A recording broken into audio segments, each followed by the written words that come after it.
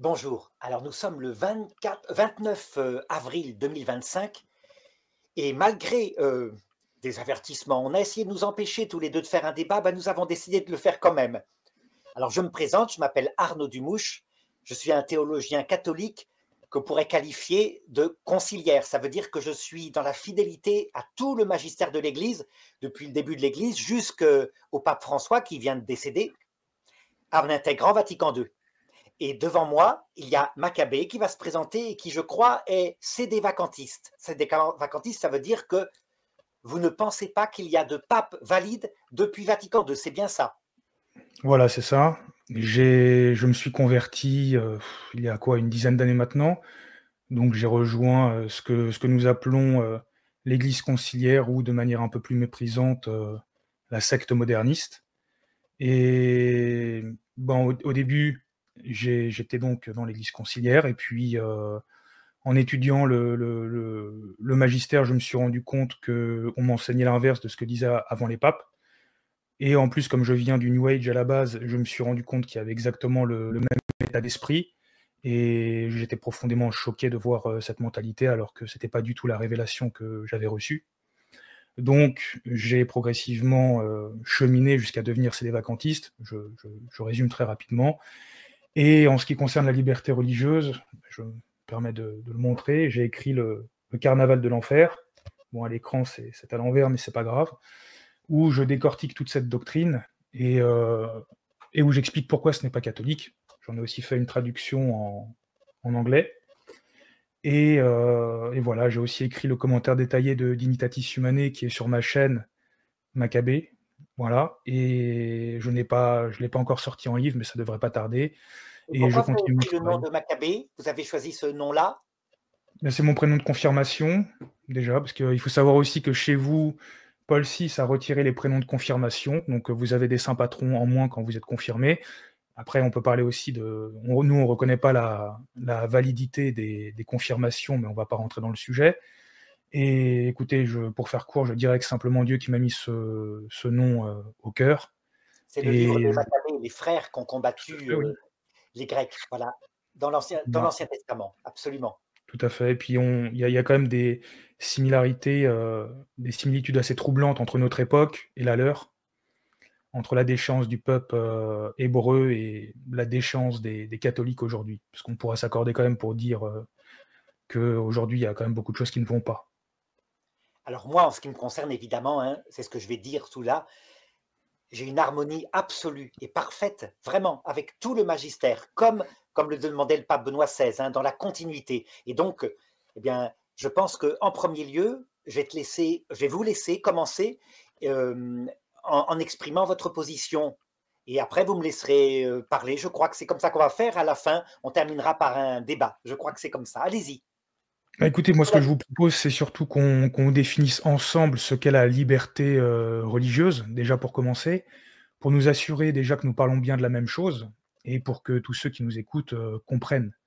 Voilà. Et j'aimerais surtout définir la liberté religieuse sur le plan pratique, à savoir bien qu'est-ce qu'elle permet concrètement à tout homme dans l'espace public en particulier, parce que seules les conséquences réelles, j'ai envie de dire, sur la société et les âmes nous importent. Le reste, c'est un petit peu du blabla. Donc, si en théorie c'est merveilleux, mais que dans la pratique il se passe des horreurs, il y a un problème avec les théologiens qui font de la théorie. Et pour ce faire, j'aimerais vous proposer un petit jeu de rôle, Monsieur Dumouche. On va dire que je suis le roi d'un nouveau pays qui vient d'apparaître en plein milieu de l'océan, un peu comme le Japon, la même physionomie. Et je souhaite appliquer le concile Vatican II le plus parfaitement possible dans mon royaume. Et pour cela, eh bien, écoutez, le Vatican m'envoie Arnaud Dumouche, un éminent spécialiste du sujet, pour m'aider à comprendre ce qu'est la liberté religieuse et à rédiger un nouveau code civil pour appliquer le plus rigoureusement possible cette doctrine. Alors, petite précision, je vais m'appuyer sur la déclaration Dignitatis Humanae pour ceux qui ne le savent pas, qui a donc été promulguée lors du Concile Vatican II. C'est le document le plus officiel et le plus solennel en la matière. Et bon, si vous le rejetez, vous êtes à peu de choses près, c'est des vacantistes, assumés ou refoulés, comme à la fraternité Saint-Pédis. Donc, ceci étant dit, je vais donc vous demander vous poser des questions, puis vous allez me dire si j'ai raison ou pas. Oui, Donc de ce que j'ai compris, la liberté religieuse est une expression faisant référence à un ensemble de droits juridiques garantis à tout être humain sans exception. Et ces droits, encore une fois, nous les trouvons dans Dignitatis Humanae. Donc le premier, voilà, si je veux être un bon roi conciliaire, je dois impérativement laisser chacun se régir selon ses propres normes morales et religieuses. Est-ce que vous confirmez? oui, mais toujours pareil, hein, avec modération. Vous êtes ici dans ce qu'on appelle un décret pastoral, pratique. Ça veut dire que, avec le bon sens, vous le savez bien, la liberté n'est pas un absolu. Elle a des limites au niveau pratique. Très bien. Écoutez, nous reparlerons de ces limites un peu plus tard si vous le voulez bien. En tant que roi conciliaire, je dois aussi permettre à toute personne, quelle qu'elle soit, d'honorer Dieu d'un culte public, mais aussi n'importe quelle idole, puisque la liberté religieuse ne fait aucune distinction pratique entre les cultes. Alors, comme dit saint Thomas d'Aquin, la conscience honnête, droite de tout homme l'oblige. Et donc, si un homme, par exemple, l'empereur Atahualpa, croit dans une idole et que je lui dis je vous brûlerai vif si vous ne vous convertissez pas au catholicisme, mais si vous vous convertissez, je vais juste vous étrangler. Eh bien, s'il ne se convertit pas, quitte à être brûlé vif, sa conscience l'oblige. Il s'est converti au christianisme pour être simplement étranglé. Il a commis un péché. Saint Thomas d'Aquin le dit lui-même, non pas sur le cas d'Atahualpa, mais il le dit dans le commentaire de l'Épître aux Romains, la liberté, même dans l'erreur objective, mais quand elle est sincère, oblige. Très bien, mais là, vous me parlez essentiellement de la liberté de l'acte de foi. Moi, ce qui m'intéresse, c'est en tant que roi conciliaire, est-ce que le citoyen lambda, je dois lui permettre d'honorer n'importe quel dieu, n'importe quelle idole, d'un culte public dans la société? Toujours pareil, c'est pratique, donc cette liberté a des limites. Par Mais exemple, oui, elle a des limites, mais en principe, oui. en principe, oui, sur Très l'aspect bien, de la parfait. conscience, avec les limites qui consistent aussi à respecter la liberté d'autrui. Donc, par exemple, une religion qui sacrifierait au dieu soleil des êtres humains, je vais pouvoir imposer, comme roi catholique, l'interdiction des sacrifices humains. Par contre, je ne pourrais pas Très bien. imposer que la conscience de cet homme qui croit que le soleil est Dieu croit en autre chose. Non, non, mais ce que je veux dire, c'est par exemple, si des hindous veulent faire un festival, comme on en voit, en France, ils ont le droit de faire ça au même titre que les catholiques ont le droit à leur procession. Tout à fait. Voilà, c'est ça Dans que je une voulais savoir. perspective catholique de la pastorale actuelle, puisque je vais vous montrer après que l'Église n'a pas toujours eu cette pastorale, qu'elle a Mais changé n'allons puisque pas on est dans le n'allons pas domaine trop vite, pratique. hein. Continuez. Voilà. Donc ensuite, pour, faire appliquer la liberté religieuse la plus parfaite possible dans mon royaume, je dois également permettre à toute personne, gourou, faux prophète, de guider et d'instruire ses adeptes. Encore une fois, comme c'est un domaine pratique, liberté avec des limites. Dans le domaine Oui, très pratique, bien. la liberté n'est pas un absolu. Elle est au Ouais, service de quelque chose, mais si j'interdis, par exemple, la croyance dans le culte de l'oignon au prétexte que c'est faux, j'en suis convaincu, alors je fais quelque chose qui s'oppose à la conscience de personnes qui ont le droit de croire que l'oignon est Dieu. très bien. J'entends l'argument des limites, mais avant de poser des limites à quelque chose, il faut d'abord autoriser une chose, en substance. Donc pour savoir ensuite quelles sont les limites, il faut savoir si on a le droit. Donc là, vous confirmez effectivement que, n'importe quel groupe peut guider ses adeptes, au moins dans une certaine mesure. Donc ensuite, je dois laisser toute personne promouvoir librement n'importe quelle institution religieuse. Toujours pareil, Dans même réponse, hein, voilà. c'est Bah un oui, domaine vous pouvez juste pratique, dire oui, donc hein, vous savez. pas comme un Vous pouvez absolu. juste dire Les oui, papes d'ailleurs du 19e siècle, vous vous rappelez, ont bien dit attention, si vous permettez la liberté de réunion, la liberté de conscience sur n'importe quoi, vous obtiendrez des horreurs. Ils ne se sont pas trompés, puisque par exemple, quand s'est développé, mettons, le nazisme ou le nationalisme exalté, ça a donné des millions de morts. Donc, ce qui montre bien que la liberté, d'un point de vue pratique, ne peut pas être un absolu, Non, non, mais moi, elle en a fait, des si vous limites. voulez oui, oui, bien sûr, ça je comprends. C'est juste pour savoir ce que dans mon royaume conciliaire je dois autoriser, je dois déjà avoir les bases. Les limites, comme je vous dis, on les verra plus tard. Donc ensuite, je dois laisser à n'importe quel dirigeant de n'importe quel culte la possibilité de choisir ses propres ministres, de les former, de les nommer, de les déplacer, de communiquer avec les autorités ou communautés religieuses résidant dans d'autres parties du monde. Même réponse, hein, même réponse, toujours pareil. Parfait.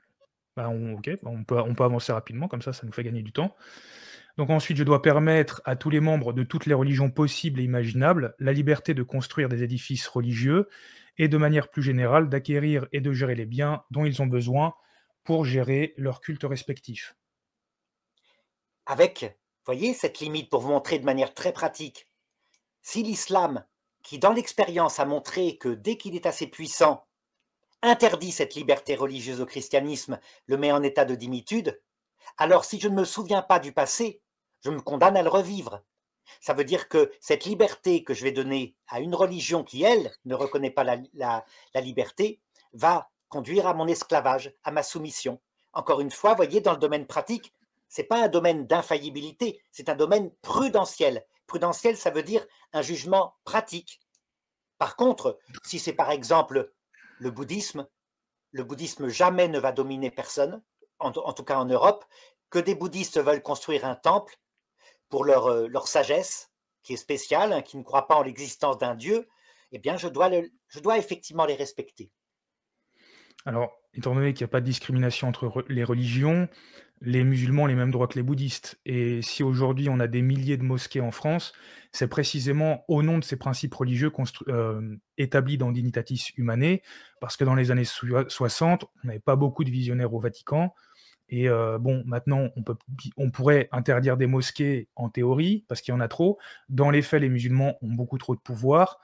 Ça conduirait à des débordements. Donc, vous voyez, plus on autorise, plus c'est compliqué. Et c'est peut-être avant qu'il faut y réfléchir. Mais bon, on en reparlera là aussi. C'est Donc, pas à toujours cause, pour être.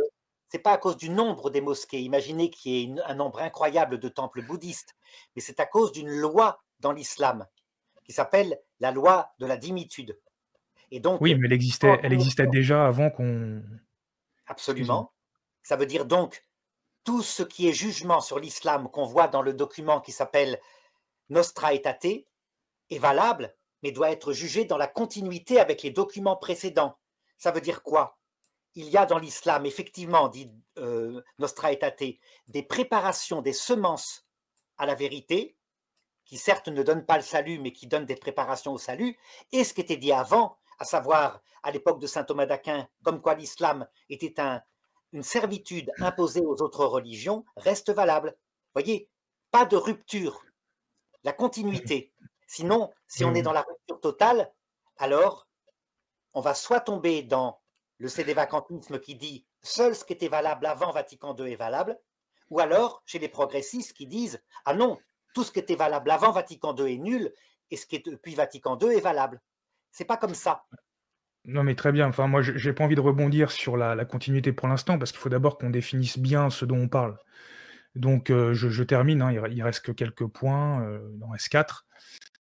Donc je dois toujours permettre à n'importe qui d'enseigner et de manifester sa fausse foi publiquement, de vive voix et par écrit. Pas n'importe qui, dans la limite où ça respecte, où c'est une religion qui respecte la liberté des autres. Par exemple, le culte solaire des Incas, où on exige attraper des ennemis pour les offrir en sacrifice en leur ouvrant la poitrine, je ne vais certainement pas le tolérer, puisque c'est un ennemi de la liberté et du respect de la vie humaine. Il y a des principes universels à la base. Hein. Donc, voyez, le n'importe qui est trop fort. Jamais le Concile n'a dit n'importe qui. Alors Toujours pareil, attention, dans le domaine pratique, il faut pas confondre la personne et les propos. Parce que le prêtre inca dont vous parlez, par exemple, pourrait très bien prêcher au moment qu'il ne prêche pas publiquement les sacrifices humains. Donc c'est bien n'importe qui, c'est juste pas n'importe quoi. n'importe qui et n'importe quoi. Il y a le comportement personnel de tel homme, donc un gourou, qui par exemple écraserait la liberté de gens comme la secte du temple solaire, quelque chose comme ça. Et puis il y a d'autre part ce qui est prêché, le contenu. Par exemple, je vous ai dit, dans l'islam, il y a cette loi de dimitude. La terre de la guerre, c'est là où n'est pas l'islam, donc on lui fait la guerre jusqu'à ce que ce soit imposé une domination et l'obligation de payer un impôt. Il faut être lucide là-dessus. Oui, enfin, comment dire? on en parlera ensuite dans la nature de la liberté religieuse, mais bon, tous les êtres humains étant, selon Vatican II, libres et égaux en droit, tous ont droit à une égale liberté religieuse dans de mêmes limites. Donc c'est du moment qu'ils n'outrepassent pas ces limites dont vous parlez, auxquelles, je ne crois pas, mais on en parlera plus tard, au final, la liberté est censée être la même. À la base, hein, Bon, fondamentalement. Mais ça, on va en reparler tout à voilà, l'heure. on Continuez. en parle en principe avant de rentrer dans les détails, et les cas, particuliers. Donc ensuite, je dois toujours accorder à n'importe quel membre de n'importe quelle secte la liberté de manifester librement l'efficacité singulière de n'importe quelle doctrine pour organiser la société et vivifier toute l'activité humaine. Donc même Non, réponse, vous allez me dire, j'imagine?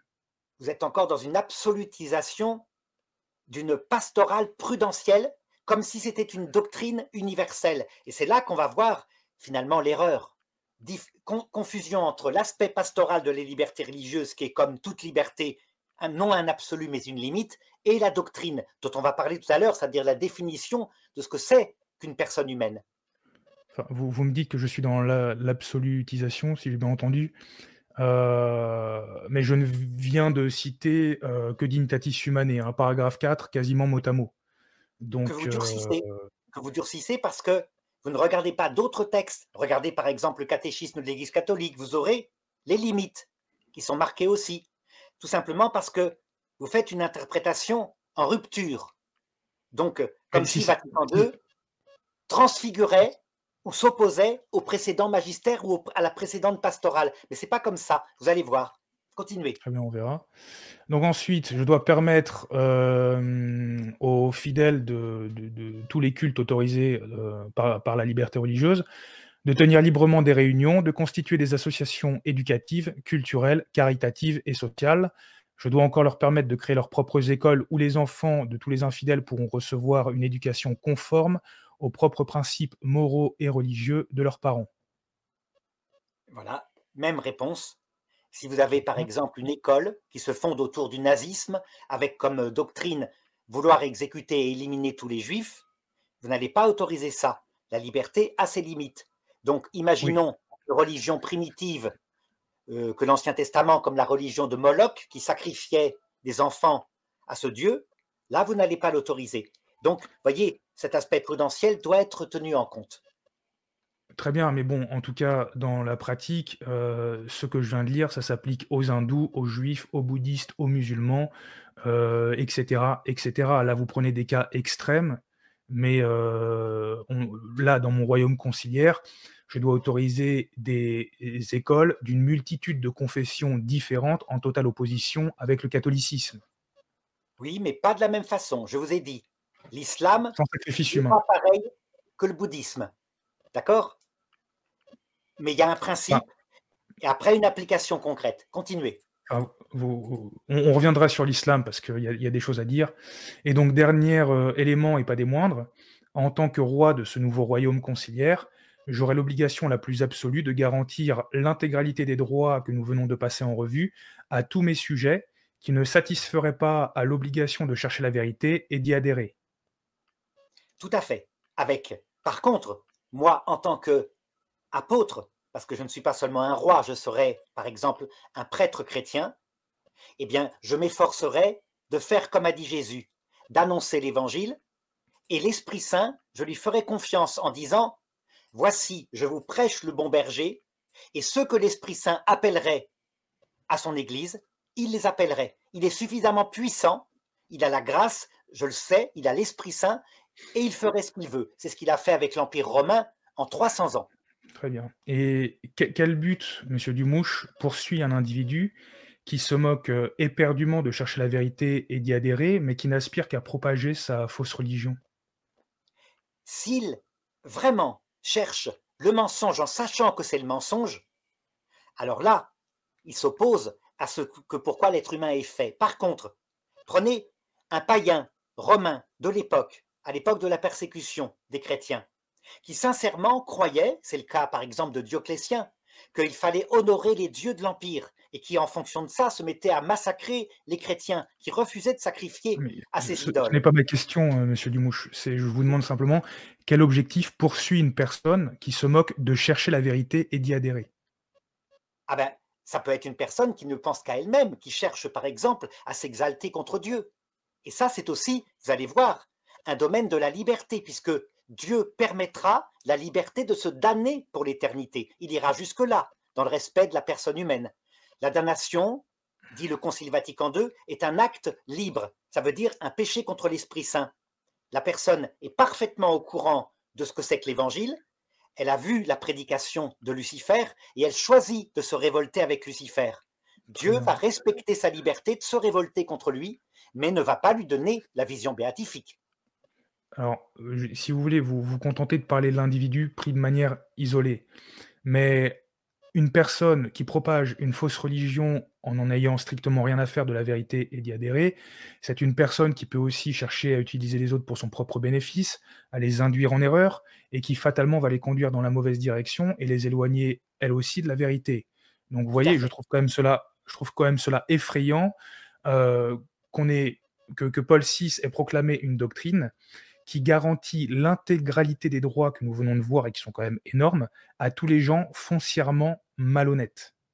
Non, non, justement, c'est parce que vous faites de décrets pastoraux qui ont leurs limites, et je vous en ai déjà parlé, vous en faites une doctrine universelle, comme si c'était un absolu. C'est pas du tout ça. Et vous allez voir, quand je vais bien vous distinguer la doctrine universelle prêchée par Vatican II de ces décrets pastoraux, qui semblent s'opposer face à face avec les décrets pastoraux du XIXe siècle par les papes, comme Pie IX. Et vous voyez, je trouve encore plus effrayant que les autorités conciliaires affirment que je ferai injure à Dieu et que j'irai contre la volonté divine en m'opposant à une telle chose, à la propagation d'abominations par des gens malhonnêtes, en tant que monarque conciliaire. Personnellement, moi qui veux prendre soin de mes sujets, j'ai l'impression d'avoir des gens en face de moi qui sont relativement ennemis de mon peuple et de mon royaume. Vous voyez, là encore, vous faites une confusion. Jamais Paul VI n'a dit qu'il fallait laisser la liberté à des gens qui voudraient répandre de manière malhonnête, dans le but de tromper le peuple, une doctrine perverse. C'est pas ça. Il s'agit de gens honnêtes qui sincèrement croient en quelque chose qui est une erreur que je dois respecter. D'accord? Et cette erreur-là, je vous dis, elle-même va avoir sa limite. Si c'est une erreur qui détruit le peuple, qui réduit en esclavage les êtres humains, alors les valeurs universelles de l'homme, dont la liberté, vont la modérer, vont l'empêcher. Donc l'exemple, c'est avec la modération qu'a la prédication du communisme révolutionnaire ou du nazisme. Mais ce n'est pas une doctrine religieuse, monsieur Dumouche. Enfin bref, c'est pas Oui, grave. c'est un Vous me dites, millénarisme, c'est un millénarisme religieux, religieux d'une religion qui croit que le paradis peut être créé sur terre. Dans les deux cas, et vous me dites: «Non, c'est pas une doctrine, qui permet aux gens malhonnêtes de propager ce qu'ils veulent et tout». Or, au paragraphe 2 de Dignitatis Humanae, il est écrit: «C'est pourquoi le droit à cette exemption de toute contrainte persiste en ceux-là même qui ne satisfont pas à l'obligation de chercher la vérité et d'y adhérer». Donc, c'est écrit, cette exemption de toute contrainte, c'est un synonyme de liberté religieuse dans Dignitatis Humanae. Donc, parce que l'obligation de chercher la vérité, là, dans le fait qu'ils adhèrent sincèrement à quelque chose qui croit être la vérité, l'obligation ne leur ne est pas imposée. satisfont pas qui ne satisfont pas à l'obligation de chercher la vérité. Une personne qui Oui, croit sincèrement que c'est la vérité, elle satisfait à l'obligation de chercher la vérité. Une je vais personne vous qui ne répondre. satisfait pas à l'obligation de chercher la vérité, c'est une personne, en fait, qui dans le moyen, enfin, en termes de moyens, ne fait pas ce qu'elle a à faire. C'est une question d'intention, là. Je vais vous répondre. Ça a été très exactement la problématique de Saint Louis, roi de France. Donc Saint Louis, catholique profond, pensait qu'il fallait absolument forcer les Juifs à recevoir chaque année une prédication de l'Évangile, parce que c'était un devoir qu'il avait de les obliger à entendre la vérité catholique. L'Église ne suit plus Saint Louis. Elle dit, les Juifs, sincèrement, pensent que le Christ n'est pas le Messie, nous n'avons pas à les obliger à entendre une prédication de ce que nous, sincèrement, croyons être la vérité. De même qu'ils n'ont pas à nous forcer nous-mêmes, à nous imposer, à entendre leur prédication de ce qu'ils croient être la vérité. Ça veut dire qu'on va procéder autrement. Les Juifs, je vais les évangéliser en leur annonçant que je crois que Jésus-Christ est le Messie et discuter avec eux en respectant leur personne. Et si jamais l'Esprit Saint veut attraper un juif, vous vous rappelez ce que dit saint Paul? Il le dit, non, c'est Jean-Baptiste. Le Seigneur peut, de ces pierres que voici, faire tout de suite des enfants à Abraham. Ça veut dire que ma foi chrétienne est certaine que si Dieu le veut, demain ou même ce soir, tous les juifs sont devenus catholiques. Comment est-ce que va faire Jésus-Christ? C'est très simple. Il envoie les saints et les anges qui leur apparaissent cette nuit. Demain, ils sont tous catholiques. Vous Monsieur comprenez? Dumouche, enfin, encore une fois, vous revenez à la liberté de l'acte de foi. Alors, en ce qui concerne le fait de prêcher aux Juifs, déjà Saint Louis a été canonisé et ensuite le Oui, magistère l'a oui, mais confirmé. Donc, attendez, le magistère l'a confirmé. Donc, entre le magistère qui confirme cela et vous, je vais quand même me ranger du côté du magistère. Mais en tout cas, ça montre qu'il n'y a pas une parfaite continuité avant et maintenant. Donc, ça, c'est une première chose. Et ensuite, moi, ce dont je vous parle, c'est pas le fait de prêcher aux Juifs, c'est le fait que les rabbins, les imams, les bouddhistes et ceci, cela puissent prêcher librement leur doctrine dans la société. Donc, entre propager quelque chose et simplement qu'on ne vous impose pas quelque chose, il y a une différence. Et moi, ce que je constate avec les conciliers en général, c'est que vous en revenez toujours au fait de ne pas imposer quelque chose à quelqu'un quand la liberté religieuse consiste essentiellement à propager ce qu'on veut dans la société, ce qui est quand même radicalement différent. Donc moi, c'est surtout ça qui me dérange. Donc, les juifs vont donc pouvoir prêcher, même à moi, ils peuvent me prêcher le judaïsme, je vais leur répondre avec mes propres convictions, comme on fait maintenant dans un dialogue. Donc, en fait, la nouvelle pastorale de l'Église, portée par le Concile Vatican II, c'est ce qu'on est en train de faire maintenant. Et c'est très positif. Mais voyez, à une certaine époque, certainement que vous seriez empêché par l'Église de parler. L'Église a renoncé à cette pastorale-là. c'est vous qui le dites.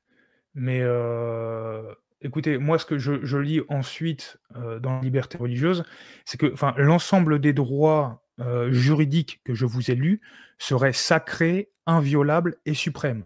Est-ce que vous confirmez?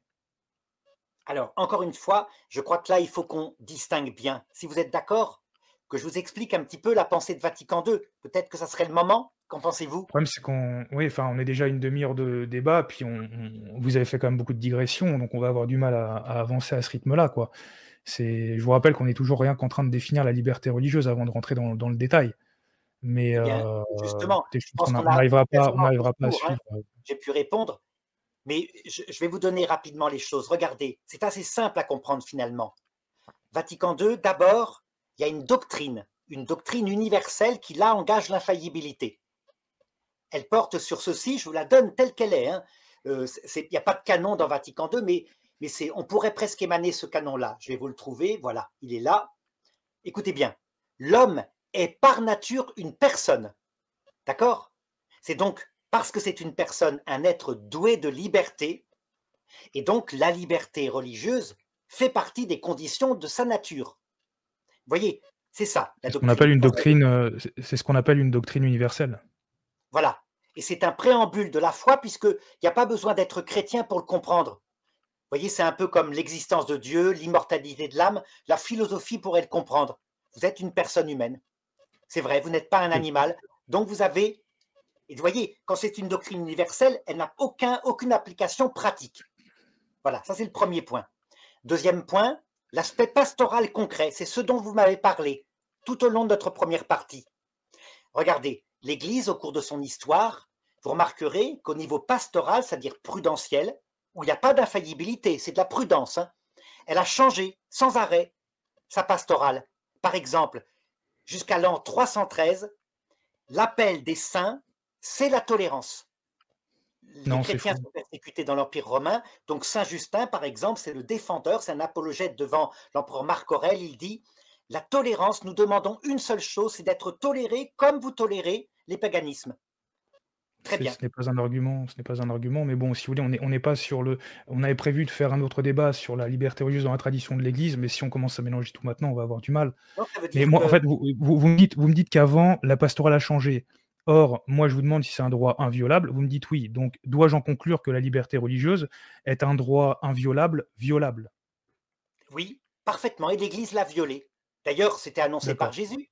Regardez, je vous donne la suite de l'histoire. À Donc partir de qui a tort? 313, Vatican II ou Vatican II ou vous qui a tort? vous allez juger vous-même.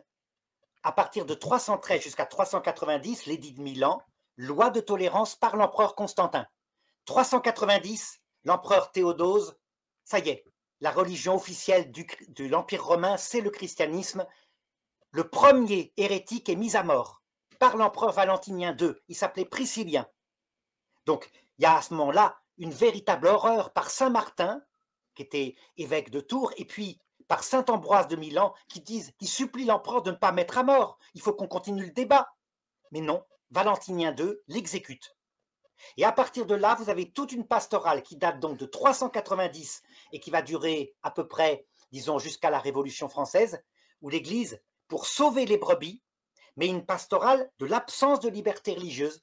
Ça veut dire que les brebis sont conduites dans un corral protégé des loups pour aller vers la vie éternelle.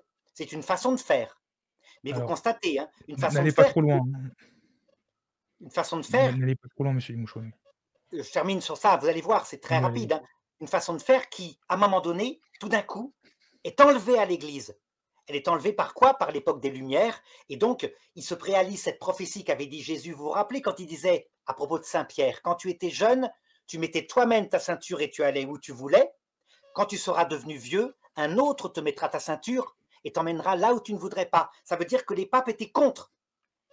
Et donc, c'est là que sont émis au XIXe siècle les décrets pastoraux, le pape Pie IX en particulier, qui dit la liberté de réunion, la liberté de conscience, tout ça, si vous la laissez entièrement, comme le demandent les libres penseurs, vous conduirez à des catastrophes. La foi disparaîtra, vous conduirez aussi à l'apparition d'horreurs. Donc, voyez, il est d'accord avec vous. Il a la D'accord. même pastorale que vous OK, à ce alors, niveau-là. Attendez, je termine parce qu'il n'y a plus qu'un dernier allez-y. point. Et puis, vous avez constaté, sont apparues la presse libre, elle était imposée par la libre pensée, et l'Église ne pouvait plus faire autrement. Il n'y avait pas moyen. C'est-à-dire qu'à partir d'un certain moment, elle était en minorité, elle se mettait à repasser à la demande de pastorale de Saint-Justin, ça veut dire d'être tolérée, et donc elle s'est tournée vers la pastorale que Jésus lui-même avait demandé à ses disciples. Vous vous rappelez, quand il dit, dans l'Évangile selon Saint Jean, « Je suis le bon berger, mes brebis écoutent ma voix, et elles me suivent. Et celles que le Père m'a données, elles me suivent. » Donc l'Église a rejoint, contraint forcé, hein, ce n'était pas de sa faute. À partir de Vatican II, cette pastorale-là, elle dit, nous dirons la vérité chrétienne, nous la prêchons, et maintenant nous n'avons plus qu'à faire confiance à l'Esprit Saint. Les brebis qui entendront sa parole viendront à nous. Voilà. Et c'est cette chose-là, effectivement, vous appelez être une rupture, vous avez bien raison. Par contre, Bon, ben voilà. regardez, dans tout Monsieur ce Dumouche, si vous voulez, je vous ai posé une question, ça fait un quart d'heure que vous parlez, j'aimerais aussi pouvoir, vous voyez, vous Je m'avez fait toute l'histoire termine de une seconde, l'Église, hein. mais Regardez, dans tout ce cheminement, la définition de la personne humaine doctrinale n'a pas changé. La personne humaine est un objet, plutôt un sujet de liberté. Voilà, je vous laisse parler maintenant, allez-y. très bien. Donc vous me dites que la liberté religieuse est un droit inviolable, violable. Donc moi si c'est vrai, alors effectivement, la liberté religieuse est aussi un droit sacré profanable, une liberté, un droit suprême qui n'est pas du tout suprême. Donc à partir de ce moment-là, tous les sédévacantistes peuvent accepter la liberté religieuse, et puis aussi réinterpréter tout ce qu'a dit le magistère. Tout ce que vous avez dit sur l'histoire de l'Église, je le conteste évidemment, sauf que je ne vais pas répondre maintenant vu que ce n'est pas l'objet du débat. En tout cas, il est aussi écrit dans Dignitatis Humanae que la liberté religieuse est un droit, est une liberté fondée sur la nature et sur la dignité humaine. Donc si l'Église a violé la liberté religieuse, elle a donc aussi violé la nature et la dignité humaine. Tout à fait. Et pas Voilà. seulement l'Église. Je dirais que tout Donc, l'Ancien le reste, je Testament, m'en on le voit fiche. bien. Regardez, ça Oui, veut oui, oui, dire non, que... mais ça montre bien qu'il y a une rupture. Non, mais d'accord, de toute façon, il n'y a Non, mais aucune liberté religieuse dans l'Ancien laissez-moi le Testament. développer, hein. Laissez-moi le développer, ce que je vais vous dire. Ça veut dire Laissez-y, que allez-y. l'être humain, dans sa pastorale, Jésus l'avait bien dit, hein. Regardez, il a une parole très précise où il le dit, c'est en Matthieu chapitre 23, 1. Sur la chair de Moïse se sont assis des scribes et des pharisiens, c'est-à-dire nous. Nous sommes sur la chair de Moïse. Faites et donc observez tout ce qu'ils pourront vous dire. Donc au niveau doctrine, là je vous garantis, c'est infaillible, l'homme est une personne humaine. D'accord? Mais il ajoute Jésus, ne vous réglez pas sur leurs actes, car ils disent et ne font pas. Ce qui veut dire que le pape Benoît XVI le dit bien, au niveau pastoral, vous avez le droit de ne pas être d'accord avec la pastorale et de trouver une limite différente à la liberté religieuse. Par exemple, si vous, dans une école sédévacantiste, vous imposez aux élèves eh bien, un catéchisme, l'obligation d'aller à la messe, le pape l'autorise. Il n'y a pas de problème. Ce n'est pas la pastorale qu'il va utiliser elle-même dans les écoles catholiques actuelles, mais c'est tout à fait autorisé. Ça veut dire qu'on peut discuter de la pastorale puisque c'est prudentiel. La seule chose qui, par contre, est inviolable, c'est la définition de la personne humaine, le dogme. Voilà. Oui, oui, le dogme est inviolable, mais dans la pratique, on peut quand même violer la dignité humaine, la nature humaine et puis Absolument. un droit inviolable. Ce qu'a fait Donc l'Église en bon, éliminant après les la hérétiques.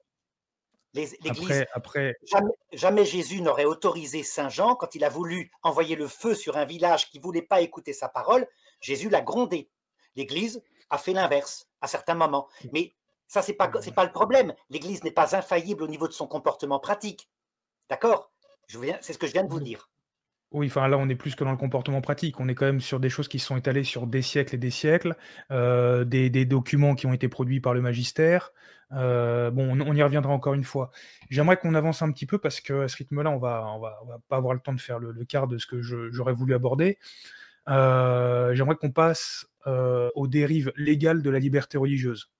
Donc j'ai répertorié en 8 catégories, je crois, qui suivent mon livre d'ailleurs. Et la première, c'est le droit de communier avec le diable. Donc dans 1 Corinthiens, chapitre 10, verset 20, saint Paul nous dit « Je dis que ce que les païens offrent en sacrifice, ils l'immolent à des démons et non à Dieu. Or, je ne veux pas que vous soyez en communion avec les démons. » Donc si j'ai l'obligation de laisser les hindous ou n'importe quel adepte d'un culte idolâtrique manifester l'efficacité singulière de leur doctrine pour organiser la société et vivifier toute l'activité humaine, j'ai donc l'obligation de les laisser manifester l'efficacité singulière de la communion avec les démons. Est-ce que j'ai bien compris? Et non, parce que vous ne prenez qu'une partie de la doctrine, à savoir que, rappelez-vous, il y a dans les religions des choses qui conduisent à la perdition, qui ne donnent pas le salut, mais il y a aussi, affirme Nostra Aetate, des choses qui sont des préparations au salut. Par exemple, l'Ancien Testament. On voit bien, l'Ancien Testament, à l'époque de Moïse, c'est une barbarie, avec des obligations de massacrer des peuples entiers, femmes et enfants compris, sauf les petites filles. Il y a un texte précis là-dedans. L'Église a toujours dit, cela ne sauve pas, ça ne donne pas le salut, mais cela donnait une préparation au salut pour un peuple barbare qui était quand même moins barbare que ce qu'il Est-ce faisait qu'on peut avant. rester sur l'idolâtrie, monsieur Dumouche? Et l'idolâtrie, c'est pareil. L'idolâtrie, concrètement, est-ce que ceux qui pratiquent l'idolâtrie sont en communion avec les démons? En partie, oui, et, comme dit l'Église, par le fait même qu'ils croient qu'il y a quelque chose de supérieur à l'homme, là, il y a déjà une préparation au salut. Je peux vous donner un exemple concret, si vous voulez. Par exemple, le culte des Incas, où le cœur des enfants était arraché pour être offert au soleil. Quand ces gens-là, par comparaison, arrivaient devant le Christ à l'heure de leur mort, évidemment, ils se jetaient dans les bras du Christ, tellement ils s'attendaient à voir un démon leur apparaître, et c'était un Dieu d'amour. Donc, vous voyez, il y avait bien, dans ces religions barbares, quelque chose d'horrible qui ne plaisait pas à Dieu, mais qui préparait au salut. Et d'ailleurs, je vais vous le Écoutez, prouver par un texte de l'Ancien Testament. Regardez, c'est très rapide, c'est en une seconde. C'est un texte qui vient du prophète Ézéchiel. Je leur ai donné une loi qui ne sauvait pas, et j'allais jusqu'à leur demander de sacrifier leur fils premier-né afin qu'ils soient frappés d'horreur et qu'ils croient que je suis Dieu. Vous êtes d'accord? C'est un prophète de l'Ancien Testament. attendez, Dieu n'a jamais ordonné de tuer des enfants. Donc n'interprétez pas tout n'importe comment non plus. Voilà. Ensuite, je ne comprends pas votre capacité. On parle de l'idolâtrie, vous partez sur l'Ancien Testament. Déjà, l'Ancien Testament, c'est la première alliance, donc forcément, oui, il y avait des choses qui préparaient au salut. Vous ne pouvez pas comparer une alliance donnée par Dieu avec un culte idolâtrique dont les adeptes sont en communion avec les démons, comme si c'était au même niveau. Et j'aimerais, si vous permettez maintenant, vous lire une condamnation de l'hindouisme de Léon XIII dans l'encyclique Ad Extremas, donc publié le 24 juin 1893. Nos pensées se tournent tout d'abord vers le bienheureux apôtre Thomas, qui est appelé à juste titre le fondateur de la prédication de l'Évangile aux hindous. Ensuite, il y a François Xavier qui, longtemps après, s'est consacré avec zèle à la même vocation louable. Grâce à son extraordinaire persévérance, il a converti des centaines de milliers d'hindous, des mythes et des superstitions ignobles des brahmanes à la vraie religion. Sur les traces de ce saint homme ont suivi de nombreux prêtres, séculiers et religieux, qui, avec l'autorité et la permission du Saint-Siège, se sont inlassablement efforcés de préserver et de promouvoir les institutions et les mystères chrétiens introduits par Thomas et renouvelés par Xavier. Aujourd'hui encore, ils poursuivent ces nobles efforts. Pourtant, dans les vastes étendues de la terre, beaucoup sont encore privés de la vérité, misérablement emprisonnés dans l'obscurité de la superstition. Vous voyez les graines de l'Esprit Saint conciliaire. Encore une fois, Nostra Aetate et Vatican II, on n'est pas tout à fait sur la même longueur d'onde. Eh bien, je vais vous répondre. C'est là qu'il faut garder toute la doctrine. Regardez, vous me critiquez parce que vous dites, mais non, l'Ancien Testament venait de Dieu. Ézéchiel 20:35, je vous relis le texte, 20:25, pardon. Moi, Dieu, j'allais jusqu'à leur donner des lois qui n'étaient pas bonnes et des coutumes dont ils ne pouvaient pas vivre.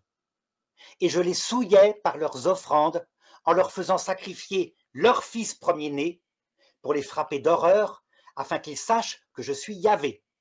Donc, vous pouvez attribuer à l'Ancien Testament le fait que ça ne sauvait pas et qu'il y avait des perversités comme ça qui étaient commandées par Dieu. Pourquoi? Parce que adaptées pastoralement à des barbares que peu à peu il affinait.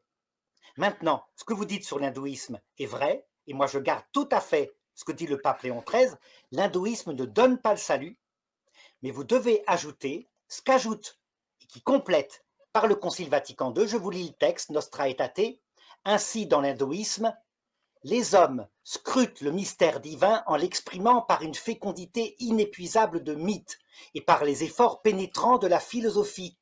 Ils cherchent, quoique ça ne donne pas le salut, la libération des angoisses de notre condition, soit par des formes de la vie ascétique, soit par la méditation profonde, soit par le refuge en Dieu avec amour et confiance.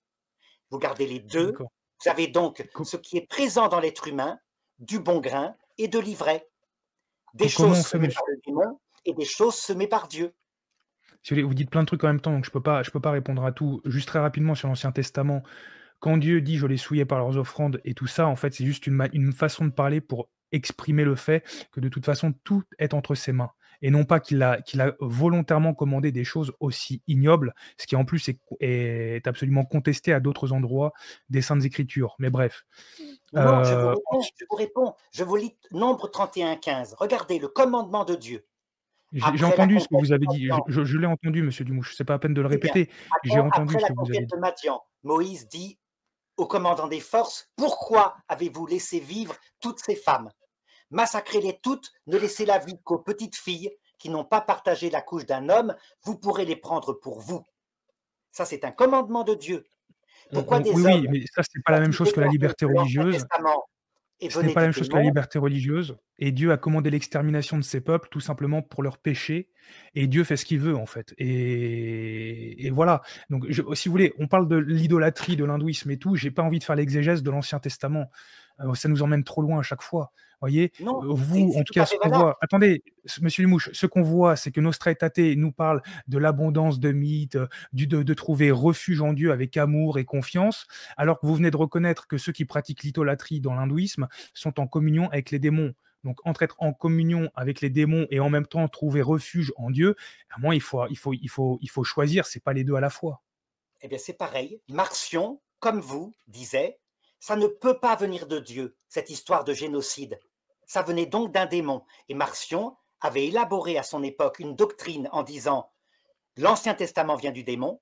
Pour sortir de là, l'Église a mis plusieurs dizaines d'années et a forcé les prêtres, quand ils lisaient l'Ancien Testament, à embrasser l'Ancien Testament publiquement. Vatican II fait la même chose. En faisant une interprétation que vous ne faites pas. Vatican II dit « ces religions ne donnent pas le salut ».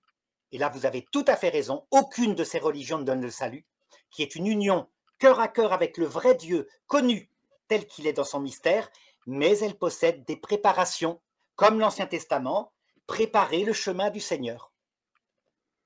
Très bien. Écoutez, moi, je voudrais vous lire maintenant un court extrait de l'encyclique de Pie XI, encyclique Ad Salutem Amani, où il dit la chose suivante. Et pour insister encore sur ce point, disons qu'Augustin marque d'un signe de honte, ou plutôt d'un stigmate de feu, le paganisme des Grecs et des Romains, dont la religion semble faire languir de regrets même de nos jours, quelques auteurs légers et dissolus, qui lui trouvaient une beauté, une convenance et une douceur supérieures, mais lui qui connaissait si bien la misérable vie que menaient ses contemporains oubliés de Dieu, rappelle parfois en phrases mordantes et d'autres fois en termes indignés tout ce qui s'était infiltré de violence, de méchanceté, de cruauté, de luxure dans les mœurs des hommes, par faction des démons et grâce au culte des faux dieux. Personne ne pourrait se flatter de trouver son salut dans ce faux idéal de perfection que poursuit la cité terrestre, car il n'y a personne qui réussisse à le réaliser en lui-même, ou s'il y réussissait par hasard, il ne goûterait qu'une gloire vaine et éphémère. Alors c'est pas sur le salut que je veux rebondir, mais il fait là, Pie XI fait la liste sur toutes les horreurs qui viennent par, comme il le dit lui-même, par faction des démons, grâce au culte des faux dieux. Donc vous voyez, quand à un moment vous êtes en communion avec les démons et vous vivez tout ça, c'est pas une question simplement qu'on peut pas se sauver, c'est qu'à un moment c'est le péché qui détruit l'homme, qui le souille. Donc l'idolâtrie, pendant 2000 ans, l'Église a toujours dit que ça menait en enfer, point barre, et que c'était extrêmement dangereux. Pas de préparation, machin, allez hop, on rend un culte à Ganesh, à l'heure de la mort, Jésus apparaît dans le tunnel, on se convertit, on va au ciel. C'est pas comme ça, monsieur Dumouche. C'est un moment où vous vous empoisonnez toute votre vie, vous finissez par vous damner. Voilà. Eh bien, je vous réponds que d'autres saints, comme Saint Justin, Tertullien, ont complété Saint Augustin en disant, Saint Justin disait, je constate, disait-il à l'empereur Marc Aurèle, que dans les religions et dans les mythes, tout était préparation à la venue du Christ. Ça a été d'ailleurs une doctrine tellement puissante au Moyen-Âge que vous trouverez dans les cathédrales non seulement les apôtres de les prophètes de l'Ancien Testament, mais les philosophes grecs et certains fondateurs de religions qui sont représentés sous forme de statues tout autour de la cathédrale. Pour dire quoi? À savoir qu'il y avait des préparations partout. L'une des préparations les plus belles, c'est l'Égypte antique avec le culte d'Isis et d'Osiris, où on dirait carrément une préparation de la croyance dans la vie éternelle, que les Juifs Vous n'avaient parlez du pas. culte, excusez-moi, vous parlez bien du culte qui pratiquait la zoophilie lors de cérémonies ritualistes? Non, non, je parle du culte d'Isis et d'Osiris avec la monogamie, avec une fidélité totale, un Dieu mort et ressuscité, Oui, bon, et les qui, de Égyptiens l'autre pratiquaient la côté, zoophilie, hein. mais ça c'est autre chose. Il y avait Ah aussi ouais, dans ça en fait l'Égypte partie. antique des cultes sordides d'animaux, de crocodiles et toutes sortes de choses. Parce que l'Égypte antique ne se réduit pas à Isis et à Osiris. D'accord? De toute façon, j'ai envie de vous dire, des cultes avec des... J'en parle d'ailleurs dans mon livre, des cultes avec une déesse avec un enfant dans les bras, on en trouve chez les Babyloniens, on en trouve un peu partout. C'était pas très compliqué de calquer la condition la plus élémentaire de la femme, en particulier à une époque où la contraception n'existait pas. Parce qu'on des femmes avec des enfants, c'était tout le temps, elles en avaient toutes dans les bras. Donc quand on a fait des dizaines, des centaines, des milliers de faux dieux, forcément, on en retrouve. Donc c'est Oui, mais là, c'est pas pas, pareil. Vous avez dans l'Écriture, textuellement, au moment de l'Annonciation, Jésus qui dit d'Égypte, j'ai appelé mon fils. Et c'est vrai. Il croyait bah en oui, parce l'éternité qu'ils de étaient l'âme alors que les Juifs n'avaient pas encore reçu cette révélation. Il croyait en l'immortalité de l'âme. Il croyait au jugement individuel. Il croyait en l'enfer, au paradis, à la résurrection des morts. Chose que l'Église et Jésus a pris dans l'Égypte antique. Et donc, l'Église a pris dans Jésus a pris dans le judaïsme la foi dans le Dieu unique, a pris chez les Grecs païens l'existence de l'Hadès, donc un séjour des morts dont Jésus parle explicitement, et a pris dans l'Égypte antique la résurrection, ce qui veut dire que des préparations avaient été dispersées un peu partout dans diverses religions, comme le dit Vatican II. ça c'est oui, comme le dit Vatican II, mais pas le concile de Trente, ni aucun autre concile avant. Voilà, donc Qui ensuite avait les bonnes raison, choses. comme je vous ai dit, qui insistait, comme le dit Vatican II, pour dire « et ces religions ne donnaient pas le salut ». Non, non, c'est pas simplement qu'elles ne donnaient pas le salut, c'est que, elles étaient condamnées comme diaboliques. Voilà, et on nous disait bien de nous en garder. Aujourd'hui, on voit des conciliaires qui pratiquent le yoga, qui pratiquent la méditation bouddhiste. On voit même des pseudo-évêques conciliaires qui vont se faire mettre des guirlandes, autour du cou par dans des cérémonies hindoues. Jean-Paul II l'a fait aussi en Inde. avec le point rouge sur le front. Vous voyez, donc il y a un moment, les graines de salut, ça va 2 minutes quand on flirte avec des choses où on est en communion avec les démons, comme vous le reconnaissez vous-même. Bon, moi personnellement, j'ai un gamin. Enfin, j'en ai pas, mais si j'en avais un, je lui dirais pas, vas-y mon fils, il y a des graines de salut. Je lui dis, voilà, je Vous avez protégerai fait du mes judo quand vous enfants étiez petit? Vous avez fait du des démons. judo? Est-ce que vous avez fait du judo? Non, j'ai pas fait de judo. Est-ce que votre enfant, éventuellement, vous le mettrez au judo s'il est un peu nerveux? Ben, ça dépend. Est-ce qu'il sera en communion avec les démons? Est-ce qu'il serait Au judo, il apprendra à gérer avec un yoga particulier son agressivité, mais il n'aura pas l'enseignement du bouddhisme. Par contre, C'est pas il du aura, yoga, monsieur Dimouche. C'est pas du yoga, ça n'a rien à voir. Le en fait, judo, déjà, ça vient du Japon.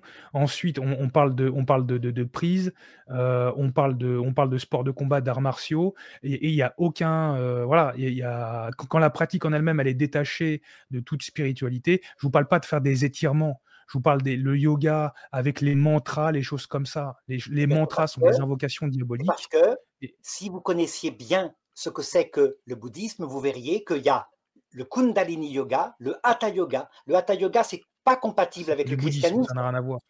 C'est pas compatible avec le christianisme puisque c'est une doctrine qui dit qu'il n'y a pas de continuité d'une personne humaine ni de Dieu, que tout est vaporeux.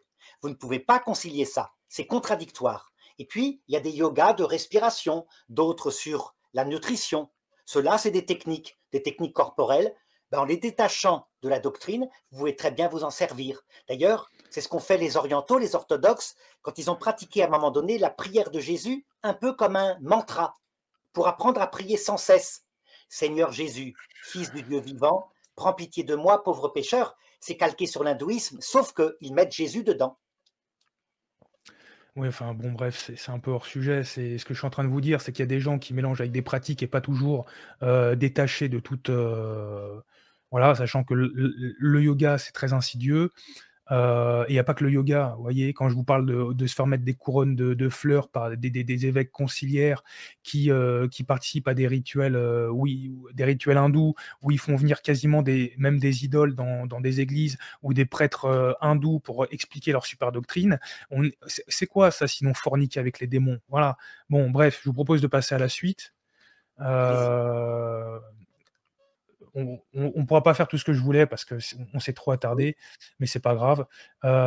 Donc, on est d'accord qu'il y a, par exemple, il y a le culte de la Wicca, les choses comme ça, ou le spiritisme, qui sont des pratiques diaboliques, et qu'en tant que monarque conciliaire, je dois autoriser à la fois les spirites et les adeptes du Wicca à propager leur doctrine.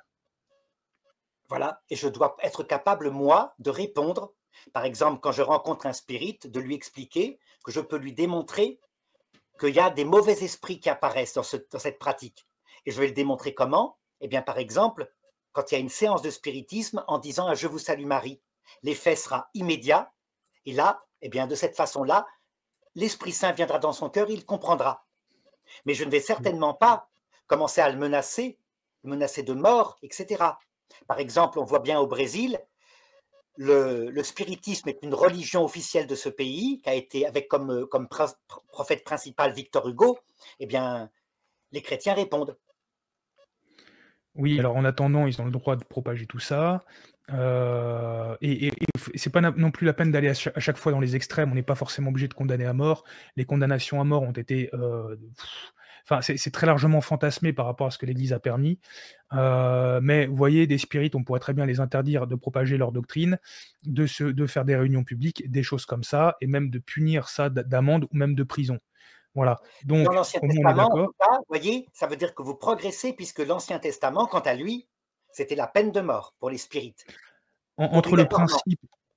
le principe et la punition n'a jamais été dogmatique. Elle n'est pas nécessairement dogmatique, elle est appropriée, suivant l'époque, mais en tout cas, elle est possible. La peine de mort est possible, puisque l'Église l'a pratiquée pendant des siècles, notamment à l'époque de l'Inquisition, bien comme je l'ai dit, c'était très minoritaire, mais en soi, si c'était une question de dignité et comment dire, de nature humaine, l'Église aurait fait quelque chose de mal. Mais bon, ça, vous l'avez reconnu. Mais en tout cas, Tout à voilà, fait. moi, ce que je vois, c'est que Jésus jamais, Attendez, Jésus laissez-moi jamais juste... n'a autorisé ses apôtres à mettre à mort. Je vous ai dit, l'exemple de Saint Jean est typique. On voit bien. Donc, l'Église, elle est faite d'hommes, et comme je vous ai dit, elle n'est pas infaillible dans sa pratique prudentielle. Et quand elle est trop puissante, elle a tendance à s'enorgueillir. Et qu'est-ce qui se passe à ce moment-là? Très exactement comme le raconte l'Ancien Testament, il peut arriver que Dieu volontairement divise à ce moment-là pour rendre humble. Il l'a fait avec le peuple juif. Quand le roi Salomon, le plus sage de tous les rois, à la fin de sa vie est devenu un vieux pervers, Dieu lui est apparu, lui a dit « Parce que tu as fait cela, je vais te diviser. » Et il l'a fait. Eh bien, il peut le Ouais, faire enfin, avec l'Église. ça n'a pas grand-chose à voir avec la liberté religieuse, mais bon, comment dire? Moi, ce que je vois, c'est que, enfin, je vais vous lire un extrait, puisque vous voulez parler de la tradition, on va en parler un petit peu, parce que là, j'ai plus le choix, vous ne faites que ça, donc voilà. C'est un texte de la bulle Exurgé Dominé de Léon X, donc 15 juin 1520. Où il se propose de condamner un certain nombre de propositions hérétiques soutenues par Martin Luther et ses disciples. Donc je vous le fais, je vais essayer d'aller rapidement.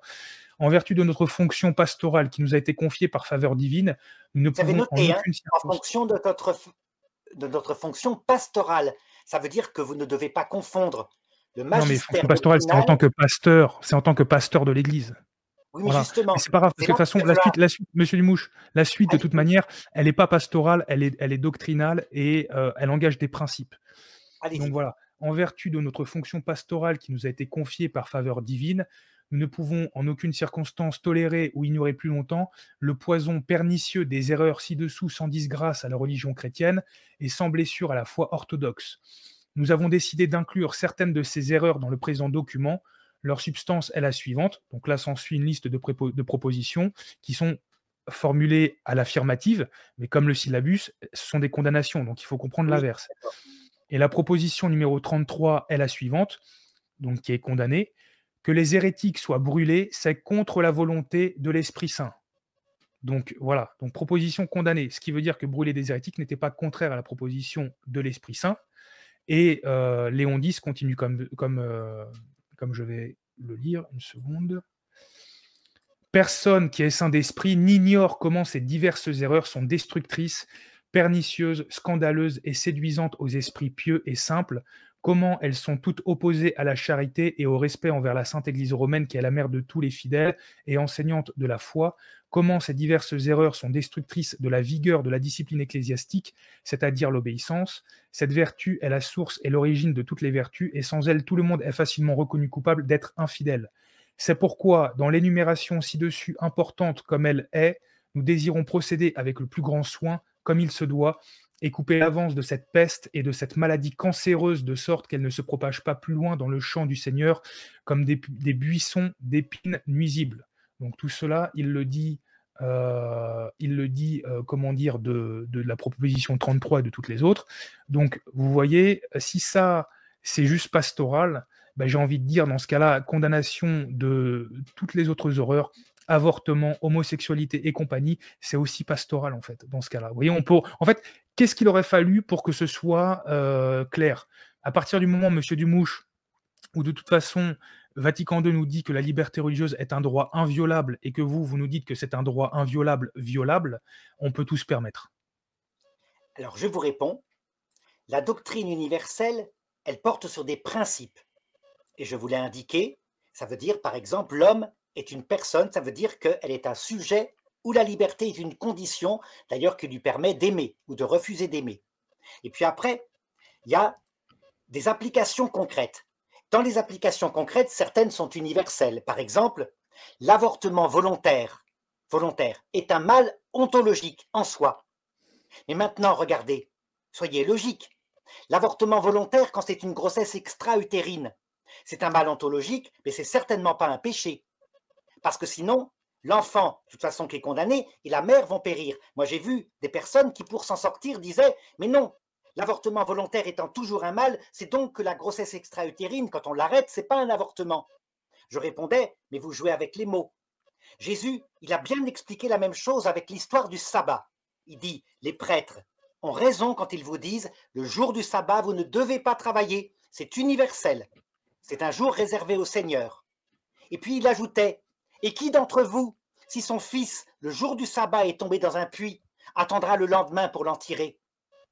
Ça veut dire la loi est faite pour l'homme, pas l'homme pour la loi. Et là, les pharisiens qui écoutaient ne pouvaient rien lui répondre, c'était du bon sens. Ça veut dire que vous ne pouvez pas réduire tout, comme vous le faites là, à des principes universels.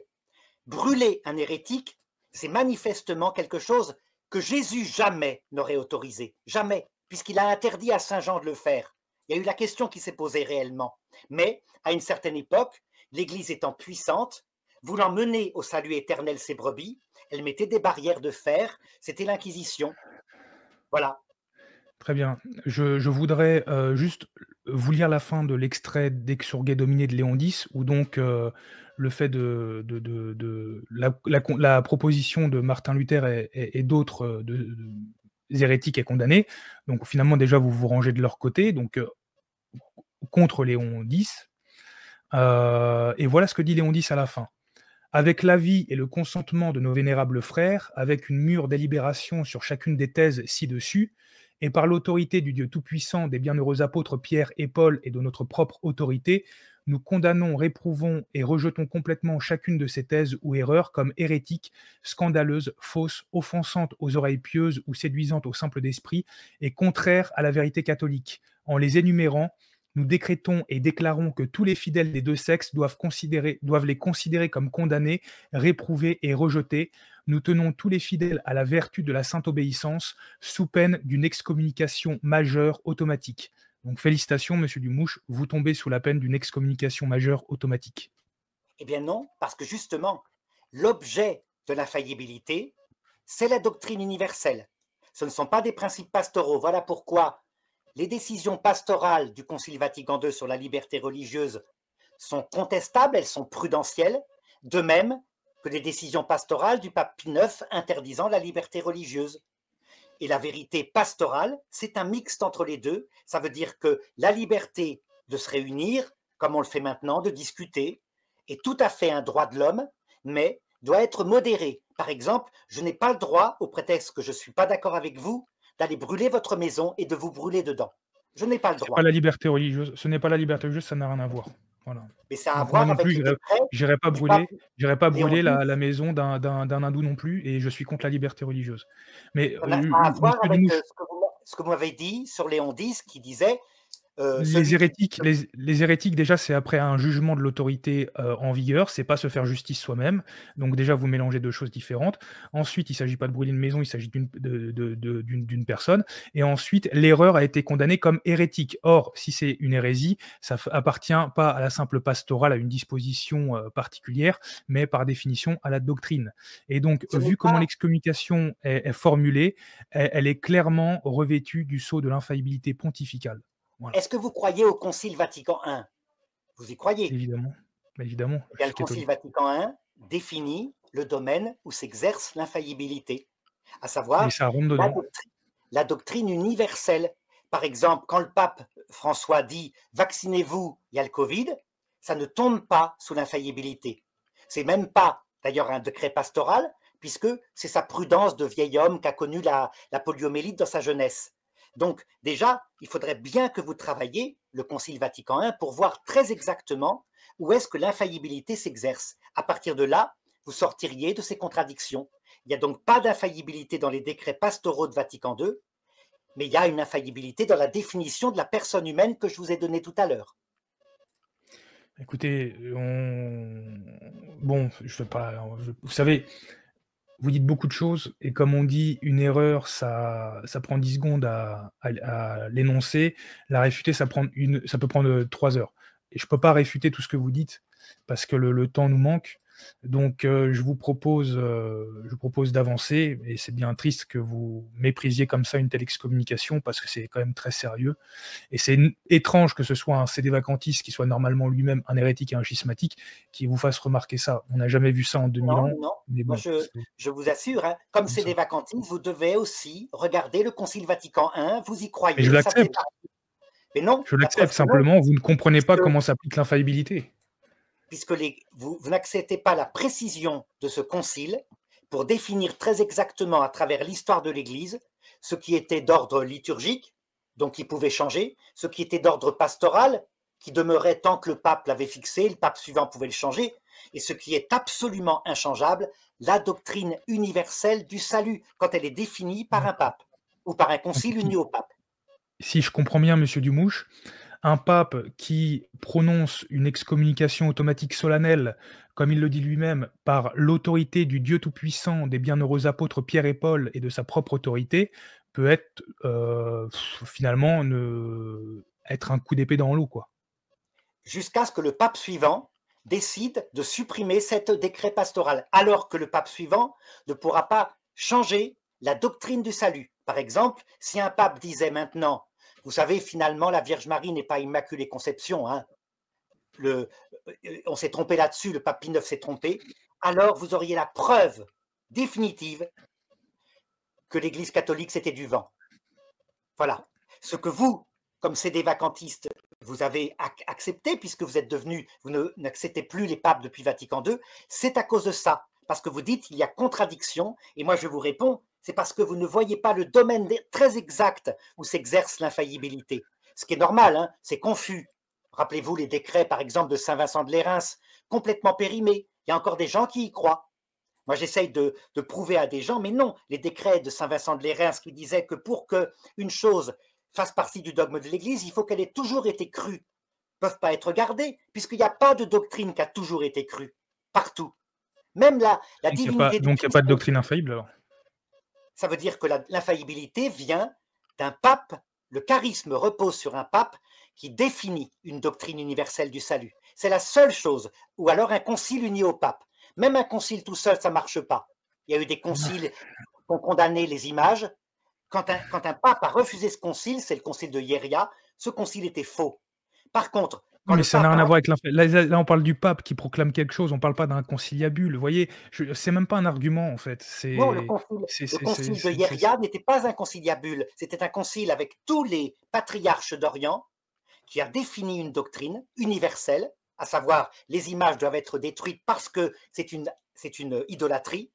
Il y a un seul patriarche qui s'y est opposé, le pape peu Martin importe, Ier de Rome. c'est pas le peu importe, c'est pas le pape, de toute manière, et un conciliabule, c'est un concile qui n'est pas ratifié, donc il n'a pas été ratifié, donc c'est un conciliabule. À la limite, le mot, on s'en fiche, Ça mais veut dire quoi? Ça veut dire mais si que vous voulez, il y en a je eu dois plein des croire conciliabules, donc comme divinement révélé, là où le charisme promis au rocher qui s'appelle le magistère des papes définit la chose, et uniquement quand ça porte sur la doctrine universelle. Ça veut dire, dans Vatican II, les décrets pastoraux, le pape Benoît XVI nous le dit, hein, vous pouvez ne pas être d'accord, passer à autre chose, prendre une autre pratique. Vous devez simplement adhérer aux 7 ou 8 repères doctrinaux qui sont dans et Vatican le II, reste et comme par le exemple, reste, on fait ce qu'on veut. le reste, on fait ce qu'on veut, avec une certaine limite. Hein. Par exemple, si vous commencez à Vous me brûler des rassurez. hérétiques, ne comptez pas Oui, rester oui, bien catholique. sûr. D'accord, d'accord. Juste, pour être certain, si je vous pose la question, de manière conditionnelle, si cette excommunication majeure était, toujours en vigueur du fait qu'il s'agit d'une hérésie qui est condamnée et donc que ça implique la doctrine de l'Église, on est d'accord pour dire que la ça irait contre la liberté religieuse et qu'il y aurait donc Vatican II ne pourrait être que faux. Absolument.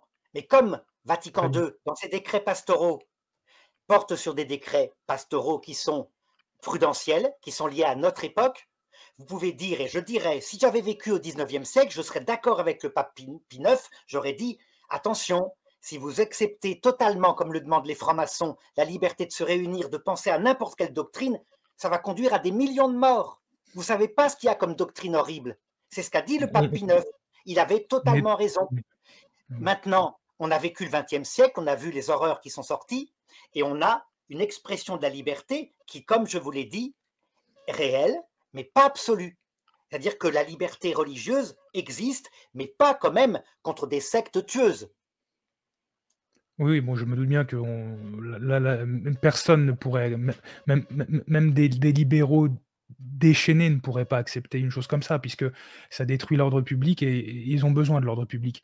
Mais Absolument. bon, en tout cas, vous avez nommé la franc-maçonnerie et sommes-nous aussi d'accord pour dire que cette liberté qui est prêchée dans la liberté religieuse, dans Dignitatis Humanae, a d'abord été adoptée par la France? franc-maçonnerie qui a tout fait pour la faire promulguer dans la société. C'est la franc-maçonnerie qui a imposé à l'Église, à travers les évolutions de la société, les idées des Lumières, 18e siècle, 19e siècle, 20e siècle. L'Église ne voulait pas de ça. Elle préférait sa pastorale avec les barrières, comme je vous ai dit. Ça veut dire, on maintient le troupeau vers le Christ et il n'a pas la liberté d'en sortir. Du coup, ce qui s'est passé, ce qu'avait annoncé le pape Pie IX s'est passé. Beaucoup de brebis, parce qu'il n'y avait plus de barrières, elles ont été détruites par les francs-maçons, sont sorties du chemin, vont à droite, à gauche, tombent dans le précipice. Mais, et c'est là qu'il y a quelque chose qui devient cohérent, c'est que le Concile Vatican II a précisé, et le pape Benoît XVI aussi, mais vous savez, il y a une chose que vous devez garder en tête. Aucune des brebis ne sera perdue pour toujours, le Christ les rattrapera. Évidemment, il faut bien penser que cette doctrine de l'interdiction de la liberté religieuse est liée à la scolastique. Ça veut dire, la scolastique disait, tous ceux qui meurent avec l'arrêt du cœur à l'instant où ils meurent et qui n'ont pas la vie de la grâce sont damnés pour l'éternité. Vatican II dit non, ça c'est le supplément à la somme théologique, on ne le garde pas. Le pape Benoît XVI montre bien que le Christ vient rattraper ses brebis, évidemment, à l'heure de la mort. Vous voyez comme ça change tout. Mais Donc, Monsieur Imouche, la liberté religieuse, telle qu'elle est pastoralement acceptée parce que ça lui est imposé par l'histoire, ne veut pas dire que ces gens seront damnés. Attendez, vous dites imposé par l'histoire, vous voulez dire imposé par la franc-maçonnerie? Et par l'évolution des sociétés. Ça veut dire que l'Église ne peut pas maintenir. Elle a essayé, elle a fait ce qu'elle a pu, elle a condamné, Pie IX a tonné, Pie XI aussi, et tout a été balayé. Les livres se sont multipliés. Maintenant, ça c'est encore moins possible parce qu'il y a Internet. Ça veut dire que les jeunes, quasiment les parents, n'arrivent même plus à mettre leurs limites. Ils vont avec leur GSM sur les sites pornographiques. C'est destructeur. Les parents vont faire pareil. Ils vont mettre une limite, ils vont mettre des protections des mineurs, mais ils n'y arrivent pas. Les mineurs contournent. Eh bien, qu'est-ce que vont faire les parents? Ils vont faire comme l'Église, ils vont dire à un moment donné, tu sais mon fils, ce site est dangereux, tu dois t'empêcher d'y aller. Puisque je ne peux pas t'empêcher par une technique d'un brouilleur de ton téléphone d'y aller, tu dois t'y empêcher parce qu'attention, tu vas devenir addict. Les parents feront comme l'Église. Donc si on pouvait, si on était encore aujourd'hui en moyen d'empêcher de telles choses, vous seriez un peu comme les sédévacantistes, quoi. Vous auriez la même politique. Si nous vivions au XVIIIe siècle, je serais tout à fait d'accord avec la pastorale des papes. Elle était adaptée à l'époque. D'accord. Alors, mais maintenant que nous sommes au XXIe siècle, je dis j'ai compris. cette pastorale est impossible. D'accord, très bien. Mais alors, il faudrait m'expliquer quelque chose. Comment se fait-il, si tel est le cas, alors déjà, si on est au XVIIIe siècle, vous voudriez donc violer un droit inviolable, mais bon, pas grave puisque c'est un droit inviolable violable. Mais quand Paul VI a promulgué la liberté religieuse, j'ai l'impression que lui, il n'était pas tout à fait d'accord avec le fait que c'était un droit inviolable violable. Je pense plutôt qu'il pensait qu'il s'agissait d'un droit inviolable inviolable. Parce que voyez-vous, il s'est battu avec les autorités colombiennes, qui étaient encore catholiques à 98%, et où il n'était nécessaire de tolérer absolument aucune fausse religion, et il a fait abolir leur concordat, alors que le président ne voulait pas, il semblait dépité, pour autoriser justement la libre propagation de toutes les choses que nous avons vues, y compris donc aux gens qui ne satisfont pas à l'obligation de chercher la vérité et d'y adhérer. Donc, puisque là-bas, c'était encore possible d'avoir une politique tout à fait catholique, comme on a une politique musulmane dans les pays islamiques, pourquoi Paul VI s'est-il acharné à détruire le concordat en Colombie? Puis il ne l'a pas fait qu'en Colombie d'ailleurs, mais voilà, c'était un pays catholique à 98%. Donc, quand on vient me dire que c'est juste une pastorale, la pastorale, elle n'était pas nécessaire en Colombie. Donc, pourquoi? Parce que l'Église universelle, menée par les papes, voyant l'évolution qu'on ne pourra pas empêcher de la société, a décidé d'en revenir à la pastorale que Jésus lui-même avait commandée à son époque. Jean chapitre 10, verset 14, « Je suis le bon berger, je connais mes brebis me connaissent, je marche en tête du troupeau, et celles que le Père m'a données, alors elles me suivent, elles entendent ma voix, je les connais, elles me suivent. » Voilà, le pape Paul VI, donc, mu par l'Esprit Saint, en fonction de ce que connaissait comme évolution l'Occident, a imposé ça à l'Église catholique universelle. C'est peut-être quelque chose qui vous paraît scandaleux, mais c'est ainsi. que le pape, pasteur suprême de l'Église, fait les choses. Et je vous ai dit, cette chose-là, le pape Benoît XVI a bien prétendu, c'est critiquable. Ça veut dire que si quelqu'un voulait critiquer les pastorales du pape pour imposer dans son pays autre chose, il pourrait le faire dans la limite tout de même du dogme, à savoir la personne humaine. La personne humaine est sujet de droit. Oui, en attendant, Dignitatis Humanae nous dit bien que la liberté religieuse fait partie du bien commun de la société. Donc, et que à ce titre-là, on doit protéger la liberté religieuse. Donc, si Paul VI a voulu promulguer la liberté religieuse en Colombie, c'est probablement pour cette raison. D'autant plus que si la Colombie pouvait encore tenir et que le gouvernement lui-même ne voulait pas changer de politique, c'était que la politique était déjà en place, elle était tout à fait adaptée et que c'était pas nécessaire. Donc, je vois pas l'intérêt de sacrifier les Colombiens. Quand on voit, la Colombie aujourd'hui est devenue un véritable lupanar. On célèbre même des mariages à trois. Le gouvernement est contraint de devoir faire des procédures judiciaires pour empêcher le temple satanique de s'installer là-bas. Je ne sais pas où c'en est aujourd'hui, peut-être qu'ils y sont déjà. Alors qu'à l'époque, hop, on aurait pu, ces gens-là, juste leur interdire, en fait, sans me les mettre sur le bûcher, vous voyez. Donc on a détruit la Colombie pour des histoires de liberté religieuse imposées par la franc-maçonnerie, comme vous le reconnaissez. Vos critiques pastorales sont absolument défendables. Personne ne les critiquera, même dans l'Église catholique conciliaire, à savoir que la liberté est un moyen qui permet d'aimer, mais qui permet aussi de faire n'importe quoi. Alors comment est-ce que Dieu rattrape ces gens-là? Ceux qui tombent dans le péché à cause d'un abus de la liberté, il les soumet à des addictions. Ça veut dire qu'ils n'arrivent plus à un moment donné à s'arrêter. Et de cette façon-là, c'est le chemin de l'enfant prodigue. Il avait voulu chercher son plaisir en dépensant l'argent de son père. À un moment donné, il en était réduit à manger la nourriture des cochons. Ça paraît une pastorale horrible, mais Dieu l'utilise et il ramène à lui l'enfant prodigue. Moi, ce qui me dérange, monsieur Dumouche, c'est que là, si vous voulez, vous parlez encore de cas personnels. Parce que ce dont je parle, c'est de, en fait, la liberté religieuse, elle détruit l'ordre social. Donc, c'est super que le fils prodigue mange la nourriture des cochons, mais en attendant, on ne peut pas demander aux dirigeants d'une société, en particulier la Colombie, où tout allait bien, de promulguer une politique où finalement les Colombiens, à cause de la liberté religieuse, vont devenir des vrais cochons. Hein, je veux dire, c'est pas raisonnable. Le rôle de l'État, c'est avant tout, alors, de concourir au salut des âmes, comme le fait remarquer Saint Pédis, mais c'est aussi, d'une manière plus matérielle, de préserver l'ordre social. Or, si la liberté religieuse est destructrice de l'ordre social, eh bien, ça veut dire qu'elle ne peut pas venir de Dieu, parce que Dieu est ordre. Je vous répondrai que la nature humaine, quand vous la connaissez, vous voyez comment elle est faite maintenant. Rappelez-vous quand vous étiez enfant, quelle était l'institutrice que vous aimiez bien? Une institutrice qui tenait sa classe en ordre, mais pas un ordre dictatorial, qui en même temps aimait ses élèves et leur laissait une liberté. Une fois l'ordre mis, elle mettait une liberté. Eh bien, on est pareil comme adulte. On a besoin de repères certains, avec des cadres, et ça, on ne doit pas les exploser, et on a besoin de liberté. Si votre liberté, c'est-à-dire si l'extrême gauche, avec une liberté exaltée, détruit l'ordre, cette liberté devient destructrice. Mais de la même façon, si votre ordre, donc l'extrême droite, détruit la liberté, ça détruit la société. Donc voyez la complexité. Tant que l'être humain est sur Terre, il jongle avec une sorte d'équilibre au juste milieu entre repères et respect de la nature humaine et liberté, spontanéité. Vous êtes davantage avec la génération qui monte du côté d'un retour à l'ordre. Et pourquoi? C'est très simple.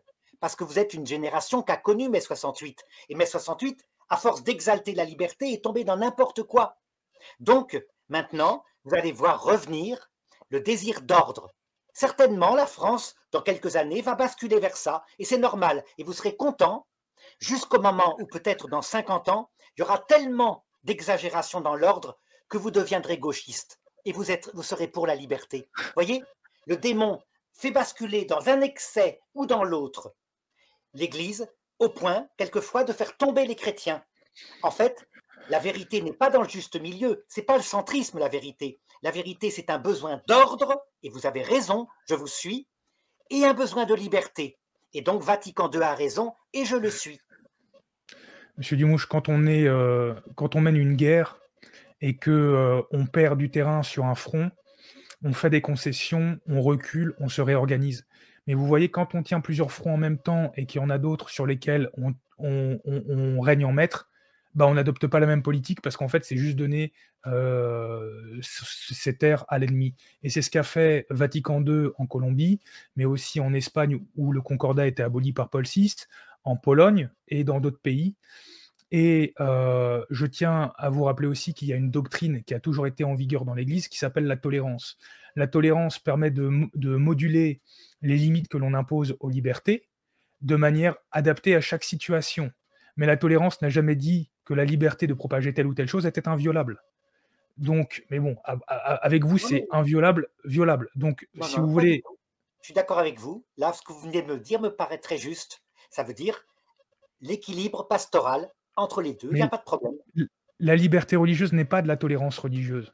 Parce que vous ne respectez pas les principes de la liberté religieuse. La liberté religieuse dit que le droit de manifester l'efficacité singulière de sa fausse doctrine est un droit sacré, sacré, inviolable, suprême, fondé sur la dignité humaine et la nature même de l'homme. La tolérance ne dit rien de tout ça parce que sinon elle ne pourrait pas en empêcher la propagation. La tolérance dit quoi? Dit c'est le mal n'a aucun droit, mais parfois on est obligé de tolérer le mal dans la société pour éviter que la situation dégénère. Voilà. Vous voyez, Mais là, je ne quand peux on pas n'a vous plus besoin répondre de le parce tolérer, on qu'on va être l'exprime. redondant. Je crois que si je vous réponds, on va être redondant. Est-ce que vous pensez qu'on a fait le Passons à la tour? suite. Qu'on a fait le tour à peu près des Heu, sujets? écoutez, on a Je fait le trouve que tour, le débat était très à peu près. intéressant, très passionnant. Mais là, on revient à ce qu'on avait dit au début. Vous vous rappelez quand je vous ai dit la sincérité oblige, c'est-à-dire quelqu'un qui croirait en une fausse doctrine, mais qui croit que c'est la vraie doctrine, là, on est tenu de le respecter, saint Thomas d'Aquin. Mais que, effectivement, quelqu'un qui répandrait le mal, pour détruire la société volontairement, sachant que c'est le mal, on doit le réprimer, évidemment. Le C'est nazisme, parce que par exemple, Dignitatis Humanae, mais bon, j'encourage les gens à écouter, à lire Le Carnaval de l'enfer ou à le regarder sur ma chaîne, parce que j'explique en détail, tout ça. Mais bon, bref, vous avez raison, ne soyons pas redondants.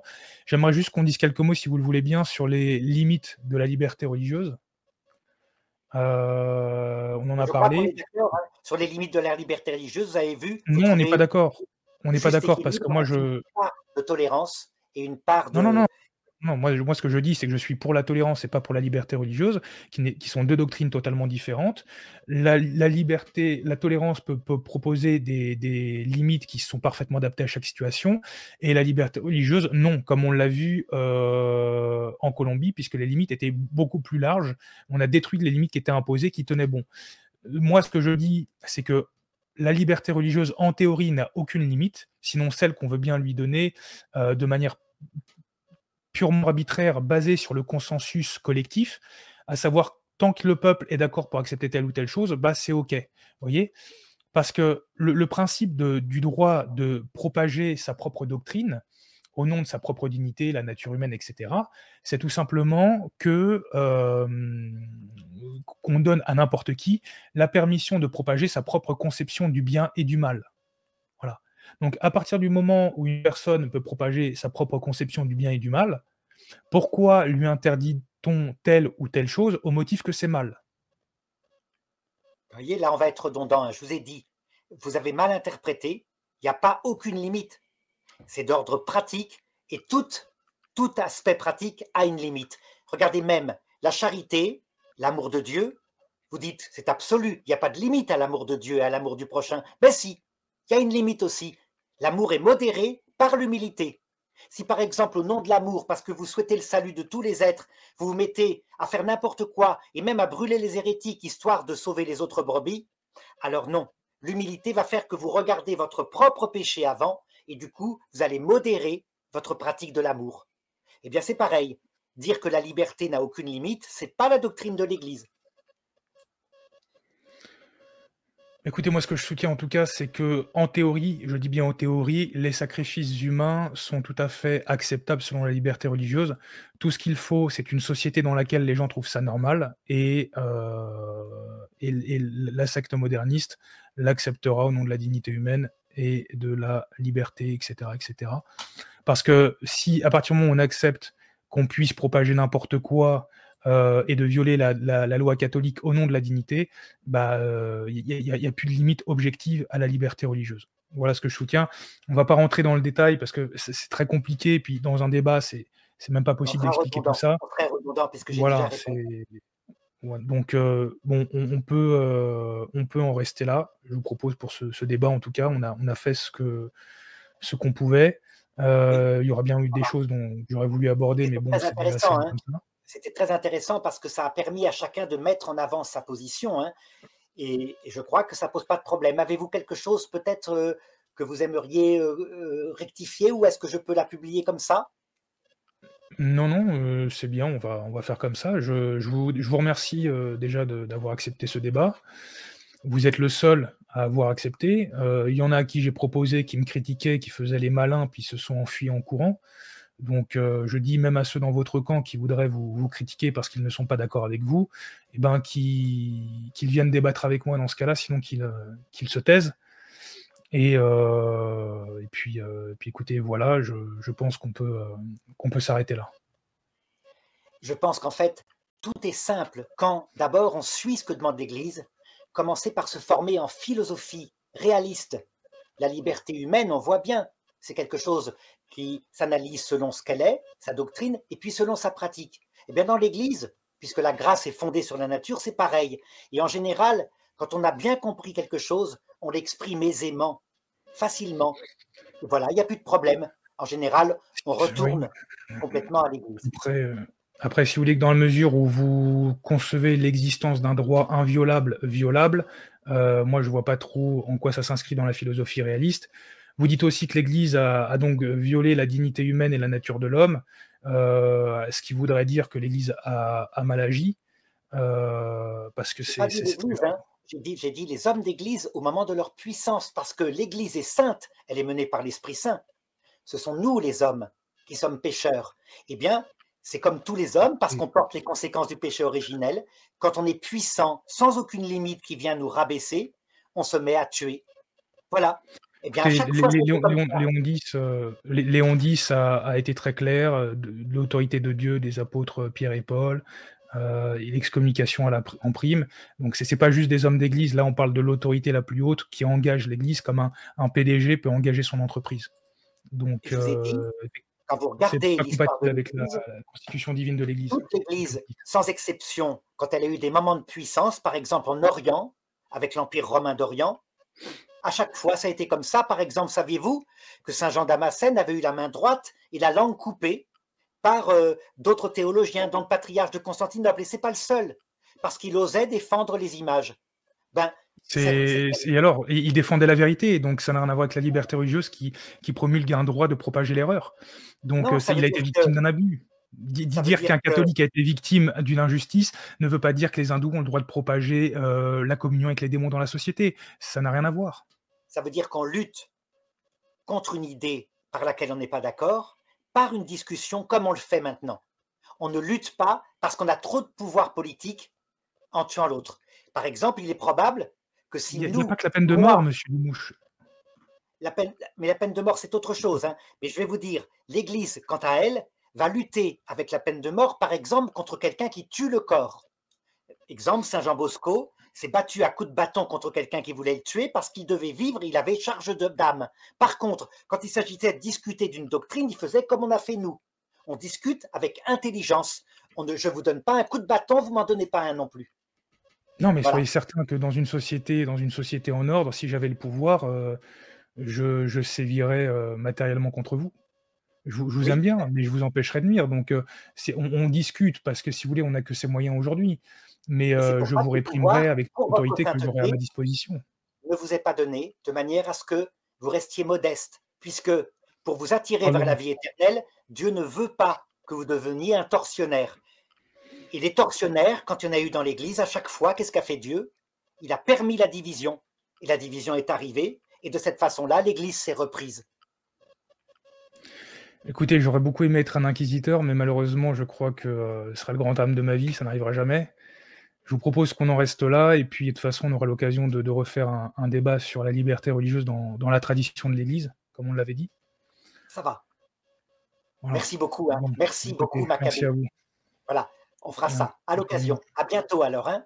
À bientôt. Au revoir. Au revoir.